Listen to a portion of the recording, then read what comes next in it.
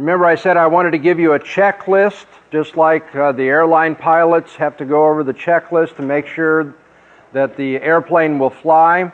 When someone is arguing against the Christian faith or presenting some kind of opposition to the Christian faith, you want to go through a checklist looking for certain things as you're defending the faith. And so, will this argument fly? I should say that calling certain things that unbelievers urge against the Christian faith an argument is honorific. I'm being polite. I'm being charitable to do that. An argument is technically the presentation of certain premises or lines of evidence with an inference drawn from them.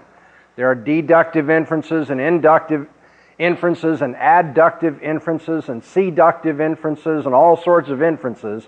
But often enough, what unbelievers present to us is not an argument at all. It's just a mere opinion, right? Now, what is it on our checklist that you are pointing out when you see that someone's only giving a mere opinion against the Christian faith? What is the general category? Problem. Arbitrariness, exactly.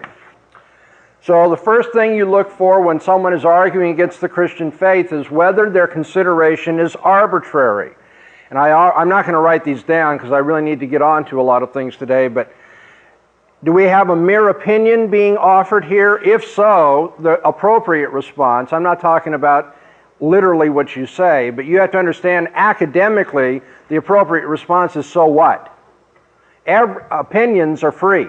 Everyone can have an opinion. You haven't entered into any kind of truly academic or serious consideration when you're just saying, well, my opinion is as follows. A second form of arbitrariness, a step above mere opinion, is relativism. The relativist says, well, you've got a lot to say for your opinion, and someone else has a lot to say for their opinion, and it's different strokes for different folks. The relativist ultimately contradicts himself. There aren't any true relativists. The only relativists I know in this world are hypocrites. I know that sounds very harsh, but after yesterday's lecture, I hope you understand why. Because it's easy to utter the words that everybody is allowed to believe whatever they want, create their own reality, and use all this new age, vocabulary and so forth. But the minute you bring up the sorts of things that allows, okay, well then Hitler can create his own reality, and racism can create its own reality and so forth, then the relativist doesn't want to allow everybody to have their own opinion. The third kind of arbitrariness, anybody? Ignorant conjecture. I gave you two examples yesterday of common ignorant conjectures.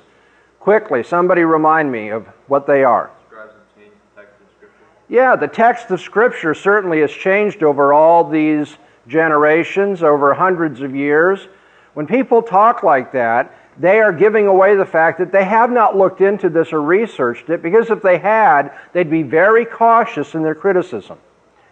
I did not mean to suggest, I hope no one took me this way, that if anybody studies the textual issue, they're going to become a Christian and they're automatically going to believe in the authority and the truthfulness of God's Word. That's not my point. What you'll usually run into, though, are people who say, well, surely we can't tell for, in any sure sense what Paul said or what Isaiah said. Well, we have very good reason to believe that we know what Paul and Isaiah said. We certainly have a lot more reason in their case than we do in the case of Plato or Aristotle. What's another form of ignorant conjecture that we saw yesterday? Yes, we don't even know that Jesus existed historically. It's just, somebody had a very, rich imagination, made up this person, to be the center of a religion. Believe it or not, that kind of thing is said. Not so much by professors anymore. You'll usually hear that from your roommate or somebody else at the university, but there are people who still suggest we really don't have any historical evidence for Jesus, or we can't rely on the historical claims of the Bible and so forth. And then the fourth form of arbitrariness that we looked at, unargued bias. What's the difference between an unargued bias and a presupposition? Well, some presuppositions are unargued biases. But not all presuppositions are like that. In fact, in the second hour today, I'm going to use one of my presuppositions as a Christian. I believe in the existence of the triune God of Scripture. But I'm not going to say that's unargued. In fact, I'm going to argue for the existence of God. In fact, and I don't say this with any arrogance, I'm going to objectively prove the existence of God for you in the second hour. So please don't leave after the break, okay? But not all presuppositions are unargued bias. However, when someone says, you can't trust the Bible because it reports miracles, and we all know that miracles can't take place, you can pretty much count on it. 99% of the time, when someone talks like that, that's an unargued bias. Because you can say, well now, I need to hear what your argument is about the impossibility of miracles. The person will say, well now, you use a refrigerator, you know that miracles don't take place. We live in a modern enlightened age. That is a bias. That's just a prejudice that is not an argument against Christianity, or if you will, it's not a set of considerations that lead to the conclusion that Christianity is false. That's just another way of stating that Christianity is false. The person who says, I don't believe the Bible is true, can say it another way, and I don't believe that miracles are possible. But obviously, if the God who is revealed in the Bible exists, miracles are no problem at all. So when you dismiss the Bible on the basis of its miracle claims, you are what we in logic call begging the question. Okay, these are forms of arbitrariness. What's the second thing on our checklist? What's that? Inconsistency. Very good. Inconsistencies. Yesterday I said anybody who is allowed an inconsistency in an argument can prove anything. And I know you were very skeptical about that until I proved what? That Bill Clinton is George Bush. I proved it, logically. I said, once you give me two premises that contradict each other, from those two premises I can prove anything. Now, I didn't point that out to you because that's what you usually see unbelievers doing. That they actually go and say, okay, now I've got these two inconsistent premises, and I'm just going to run to any conclusion I want from them. But you're probably going to be somewhat in awe and wonder at how loosey-goosey the reasoning of unbelievers can be. You're going to say, boy, they go this way, they go that way. What allows them to do that? And the answer is they have inconsistent premises. Sometimes it's veiled because they don't put P on the board and it is not the case, P. They don't always put it right out there explicitly. But veiled, usually verbally veiled, are two different approaches to things which cannot both be true. And since they hold to the inconsistency, that's why you can never predict where an unbeliever is going to come down. Okay, quickly, what are the forms of inconsistency? Logical fallacies, I'll get you started here. Okay, and we didn't... Okay, reductio ad absurdum. Okay, when you can reduce your opponent, when you can take his position and show that it implies something known to be false, in fact, notoriously false, then you have reduced him to absurdity, because whatever implies that which is false is itself false. Thirdly, the actions speak louder than words criticism, okay? Jesus said that we're supposed to look not only at what people say, but what people do. He says that's what God's going to do. He's going to listen not simply to the profession, but he's going to also look at the way we live. And I said unbelievers never live up to their assumptions. They'll say one thing and they'll live contrary to it. Then the last form of inconsistency, presuppositional tensions, and that's where we pick up the lecture today. When we talk to unbelievers about their views, especially when we talk to unbelievers about their general approach to life or reality or the nature of man or how we know what we know or how we should live our lives, we have to be especially sensitive to hear and to discern what their controlling assumptions are about the nature of reality, the nature of knowledge, the nature of right and wrong conduct. And the reason why you have to be especially sensitive is because unbelievers, well, believers too for that matter, most people do not come out and say, by the way, my presuppositions are. Then they wave this flag and they say, I am a naturalist, or I am a materialist, or I am an existentialist, and so forth. If you want to be effective in defending the faith, you're going to have to be able to listen to people and categorize what they are saying. Say, okay, I know that represents this school of thought. Okay? And you're going to have to do that in a way that not only they have not done, but they may not be able to do. If I have a next-door neighbor who says, hey, I've never studied any philosophy, my approach to life is grab for all the gusto you can get. You only go around once. Okay, now, if I were to say, oh, well, as a matter of fact, that is what we call hedonism. And if you would like to be precise, it's not qualitative hedonism of the Epicurean sort, it is quantitative hedonism. Your neighbor would probably say, I don't want to talk to you anymore. I mean, what? I don't care what hedonism is, just pass the beer, So when you talk to people, they may not know, what the vocabulary is. They may not know that they're representing a particular school of thought, but you need to know that, not to show off.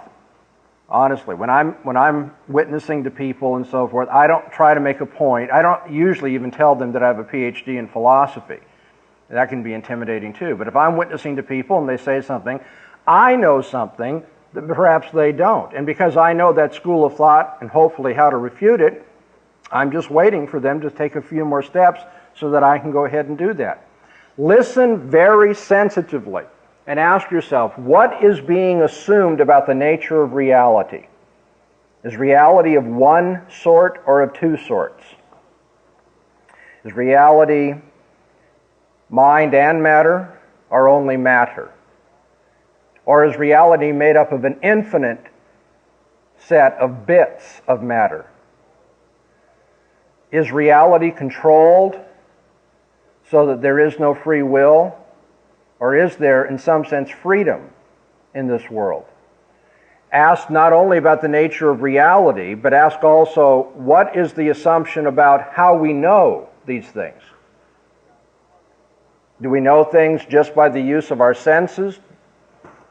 Do we know things by reflection and logical comparison?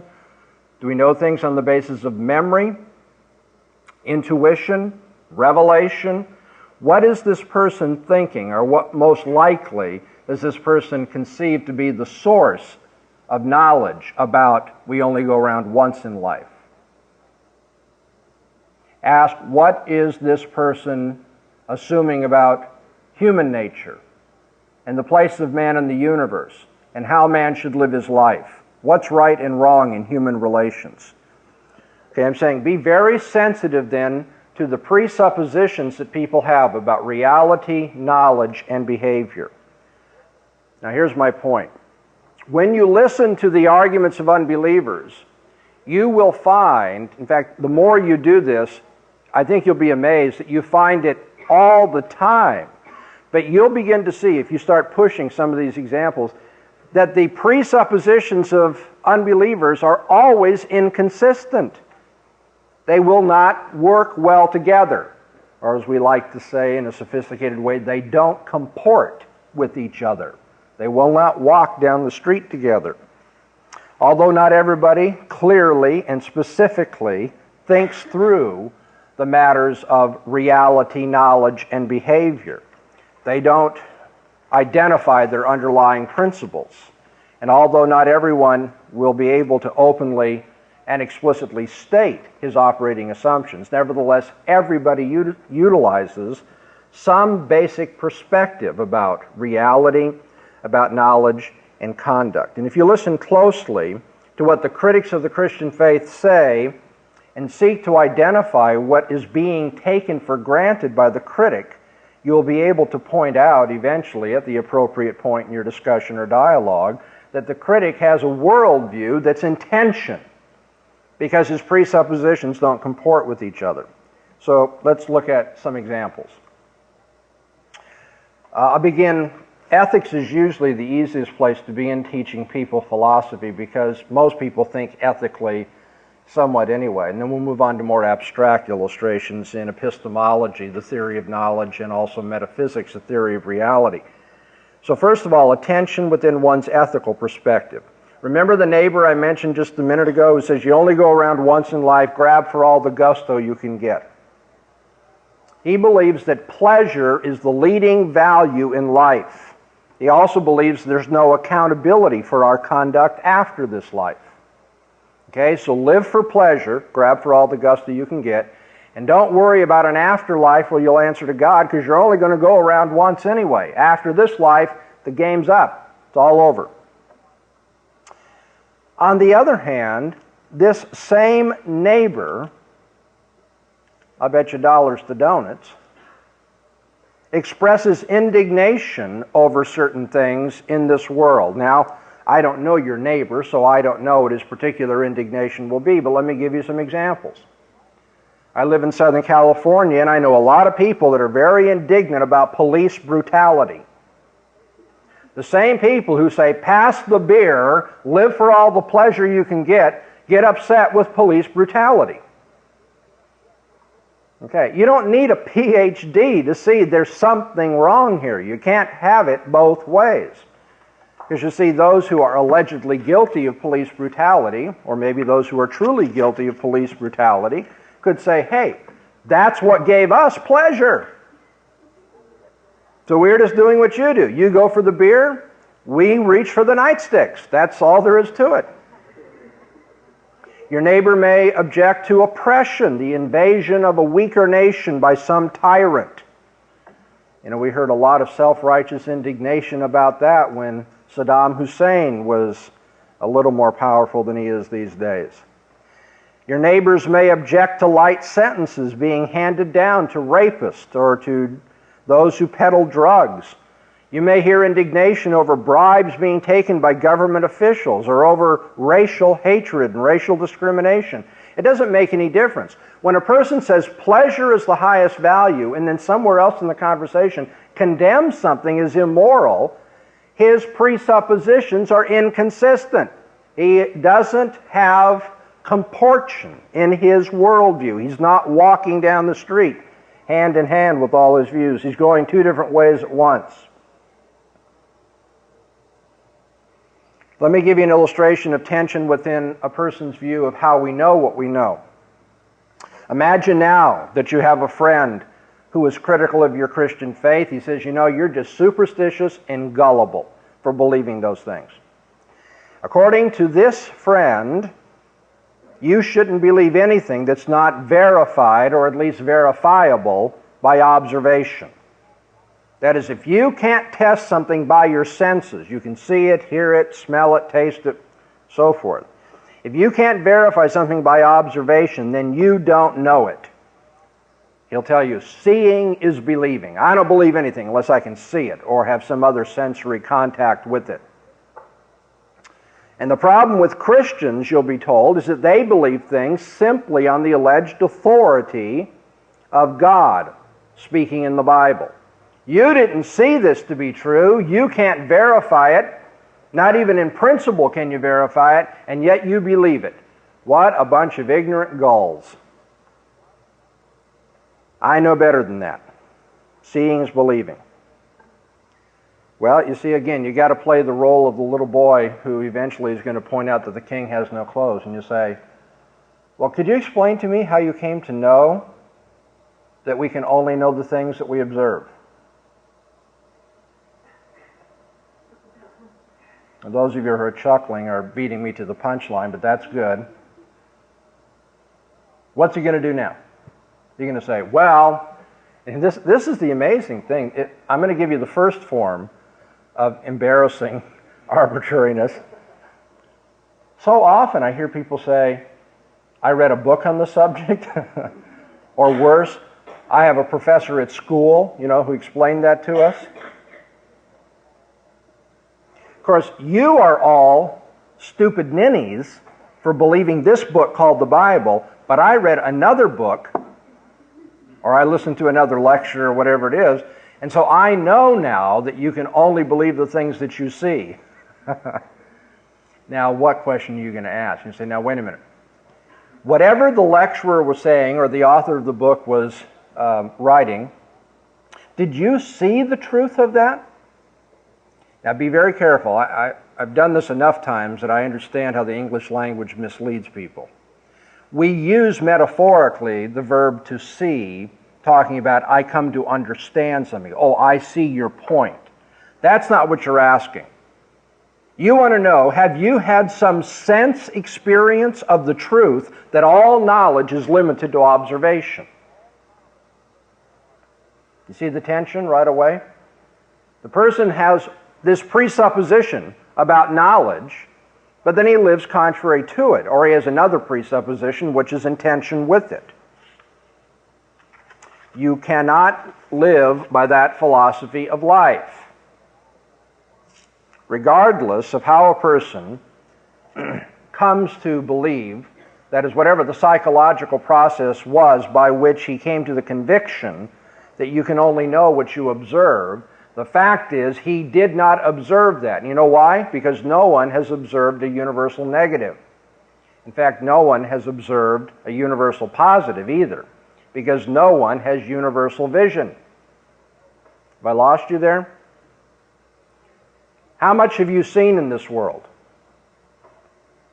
Well, you haven't seen all of it. So yeah, but give me time. Well, but actually, in a limited lifetime, you're not going to see everything. Give me a computer.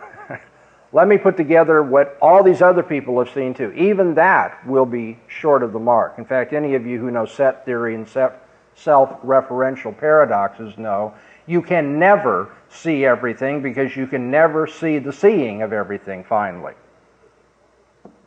Moreover, the sort of thing we're talking about isn't seeable anyway. Even if you could see everything, one of the things you do not see are abstract entities, nor do you see propositional truths. Again, you might say, but I see propositions, Dr. Bahnsen, because they're written down on a page.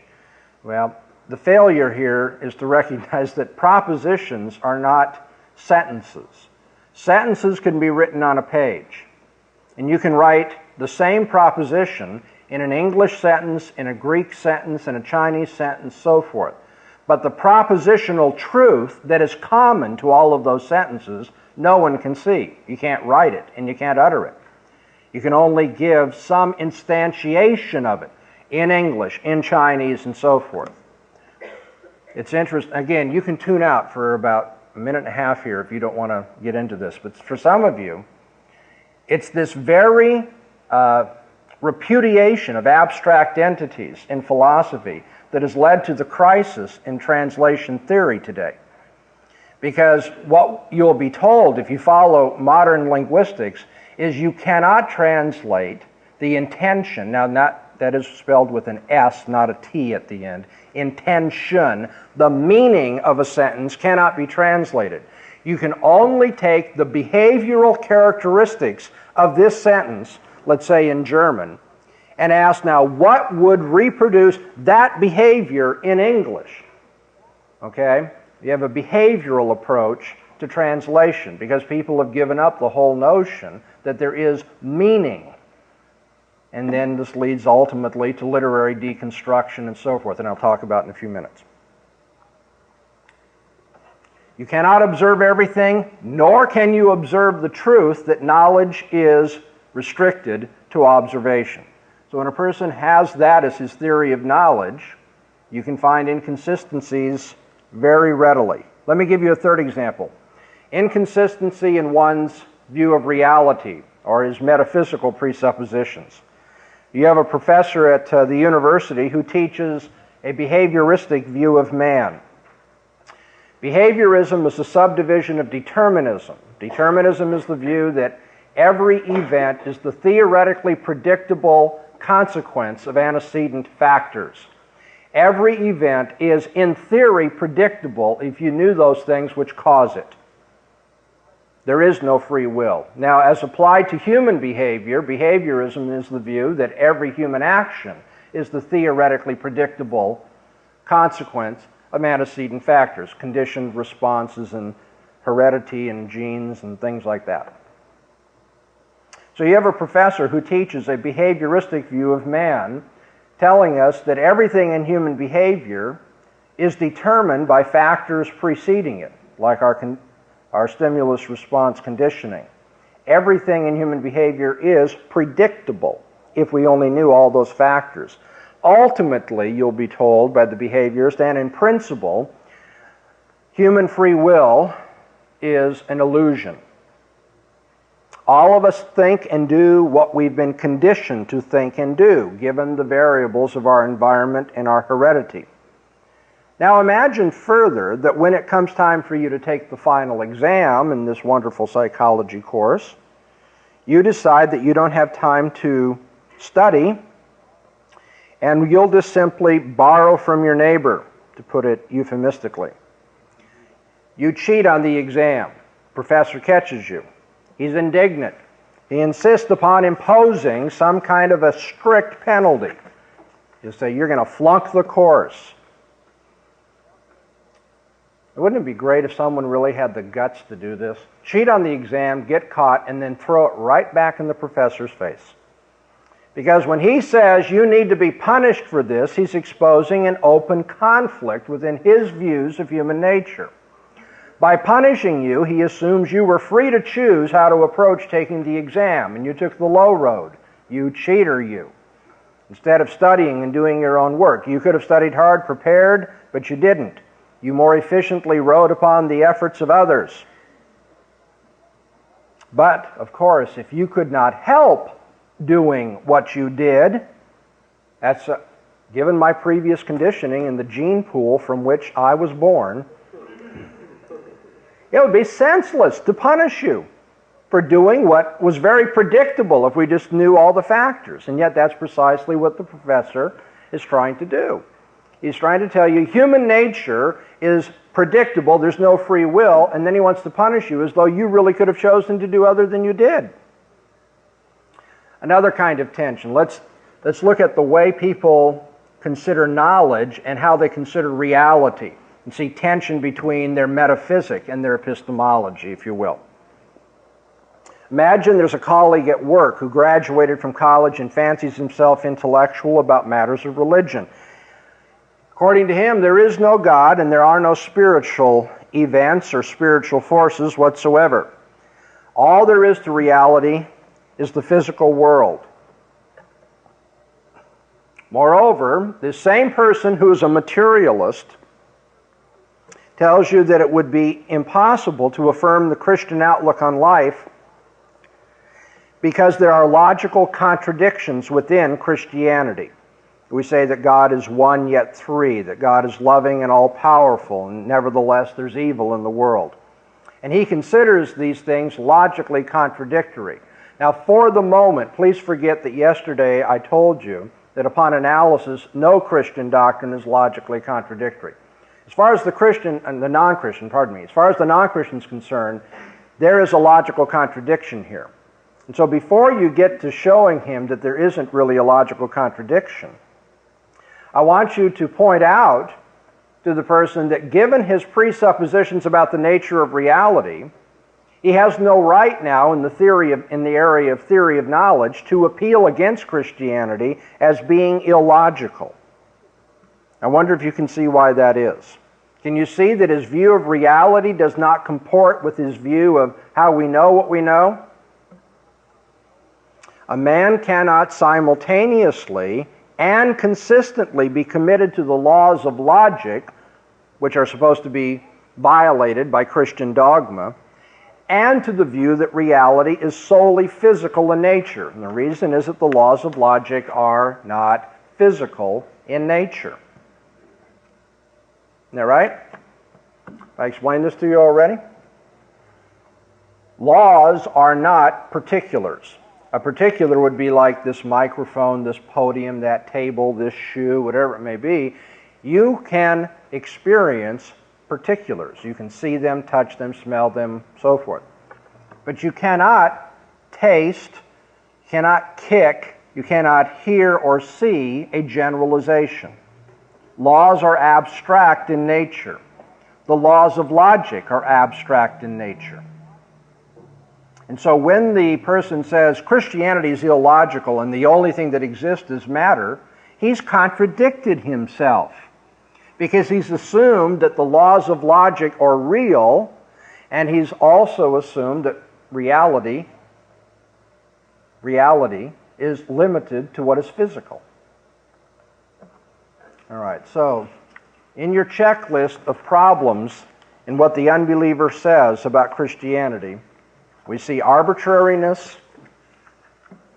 we see inconsistencies of different sorts, and because I'm running out of time, I'm going to run on now to the next thing on your checklist. You want to ask, what are the consequences of this argument or consideration? Jesus said, you judge a tree by its fruit. Regardless of what the tree, or what people say about the tree, you know whether it's a banana tree by whether it brings forth bananas rather than peaches. And so one of the things we can do as Christians is ask, what has the unbelieving approach to the world spawned? What has been brought about by the unbelieving approach to life? And I'm going to give you what I think are some interesting considerations every department of the university and also in our culture. But before I do this, I want to give just a simple understanding of this particular problem. And I can illustrate it, I think, by referring to the indignation I feel toward the news media, for instance, when they report on a David Koresh. Okay? Now, here's a man acting in a way which, and I'm not going to presume that he was guilty to begin with or any of that, but here's a man who, from our secular perspective, is doing things that are evil and wrong. Maybe he was only defending himself, so forth and so on. But except for the moment, the perspective of the news media that this man was very wicked. Now, what is always going to be accompanying the report of the misdeeds of a David Koresh? We're going to be reminded he was a fundamentalist.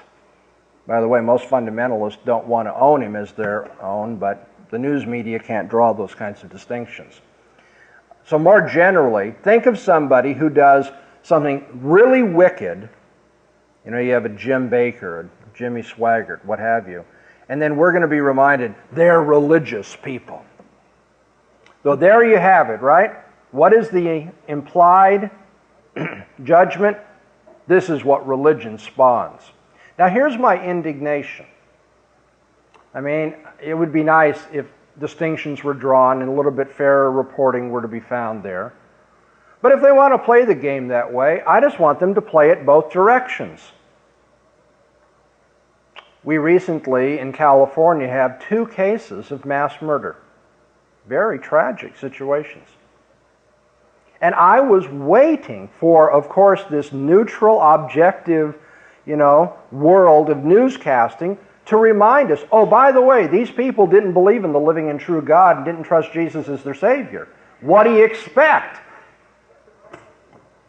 Now, when unbelievers act in abhorrent ways, we are never told about their religious beliefs. It's only when fundamentalists or professing fundamentalists do bad things that becomes a relevant thing to report to us. Well, I would like to return the favor now. I would like to say, let's consider what unbelief brings about. Okay? It would be great if all of you picked up the book by Paul Johnson entitled simply Intellectuals. What an enjoyable book. Not really. I mean, it's full of garbage.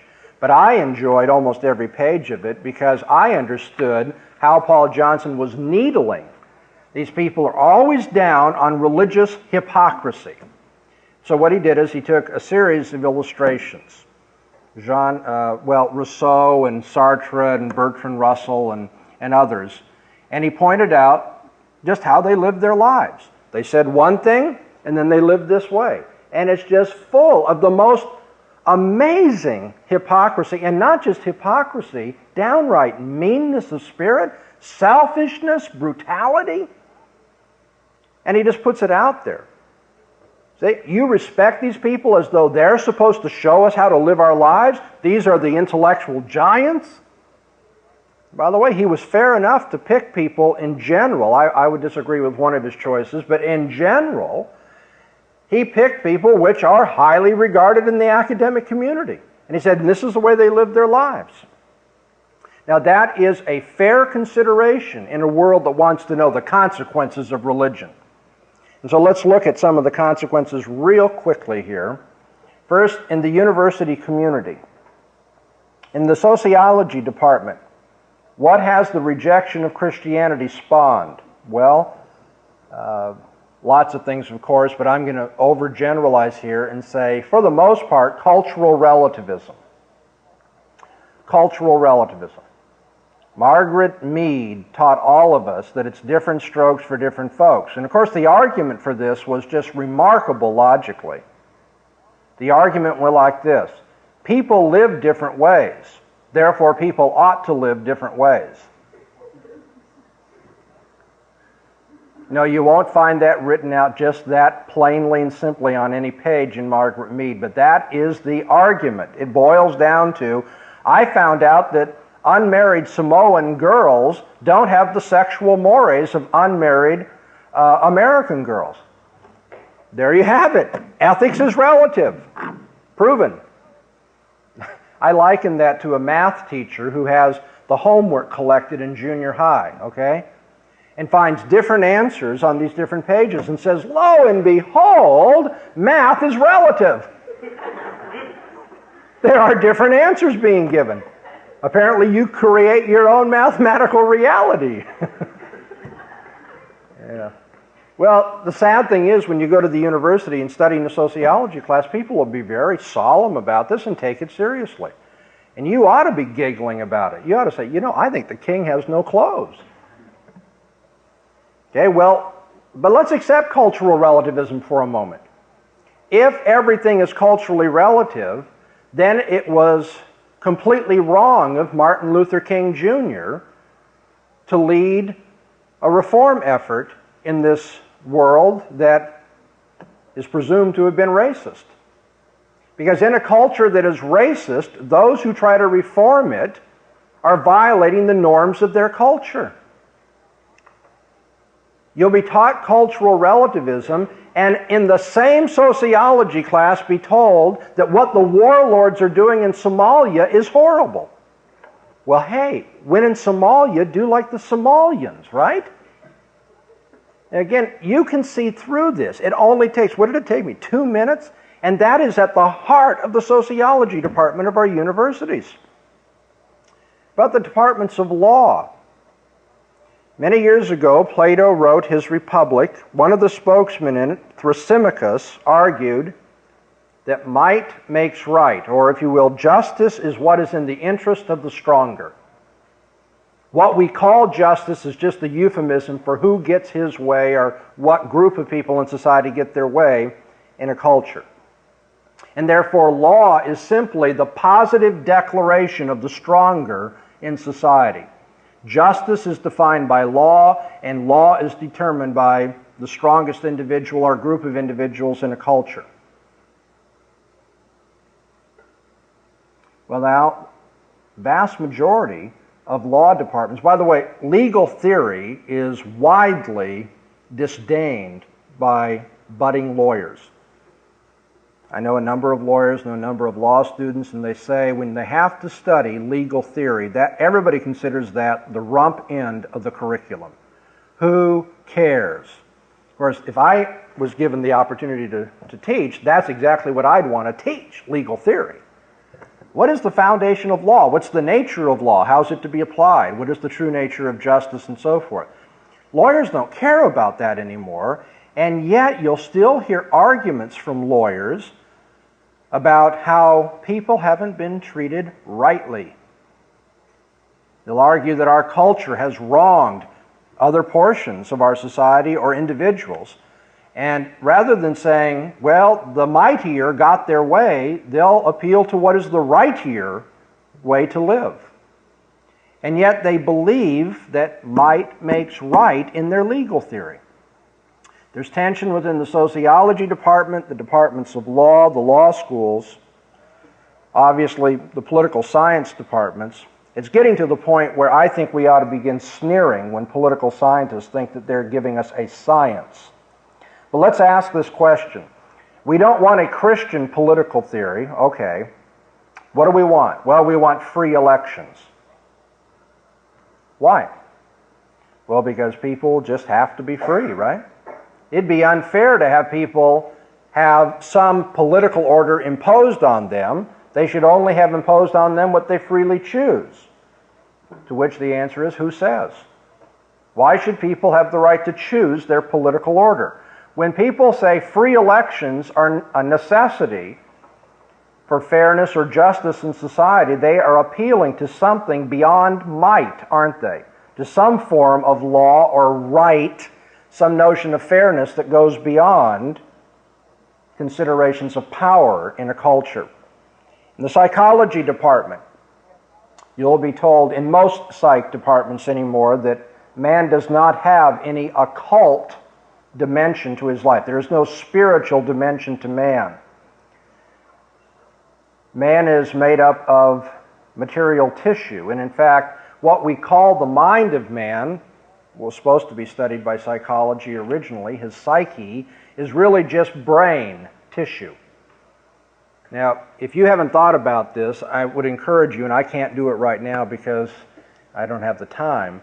There is a difference between brain and mind, though in common parlance we use the two interchangeably. Brain tissue is made up of, well, and you've seen brains, right? Ooey gooey stuff. Now, whatever brains are made up of, brains follow the laws of biology and physics. Okay? Now, if psychology says man is reduced not to a person that freely uses his mind, but to brain tissue, then the real question is, if the psychologist is to be believed, why should any of us trust the results of the biological and physical reactions in this gray tissue up here in the cranium? Why trust that? Why should we have debates over what is true or what is just or what is beautiful? What is self-consciousness if man is nothing more than brain tissue? If man is nothing more than brain tissue ultimately, then of course there is no dignity to man.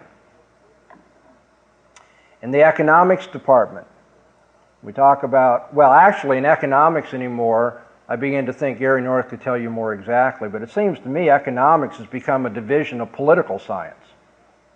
But that in itself is a reflection of a certain view of economics, right? It's no longer a study of the way things work, economics. It's a study of how property is manipulated and who should own it and things like that. What is the justification of private property? Is there any justification of private property if you're not a Christian?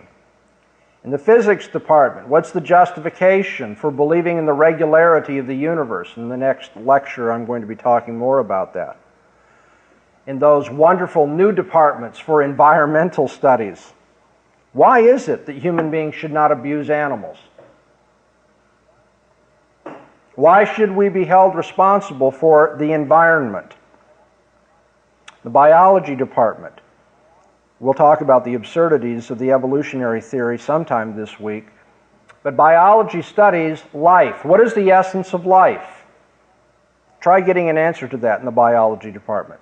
Why does man have any special dignity when you study in the biology department? By the way, if you raise that question, more likely than not, I would bet you, the biology prof will say, well, they studied that in psychology. Of course, you get to psychology and they'll say, well, but man's nothing but a biological creature. So go back to the biology department. So you'll get tired of going back and forth, and they'll finally say, well, go talk to poli-sci. They'll tell you why man's rights should be, guaranteed and why he's dignified. We've already seen there's problems in the poli-sci department. Well, but if all these other departments have trouble, certainly the math department doesn't have, I'm sorry, we're getting down to seconds, I'm being told here. So now I'm going to summarize the rest of this in seconds.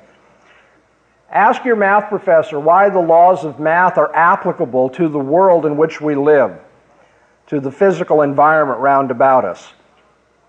In fact, ask, what is it we're studying in the math department? People will say numbers and their relationships. Are numbers physical? Are relationships physical? Well, then I guess the whole math department is committed to some kind of metaphysics that goes beyond what the biologists, physicists, and poli-sci people believe. And so, with that whirlwind tour of the university, and my wanting my paycheck, I think I will stop at this point and see if you have any questions, and maybe we'll finish next hour.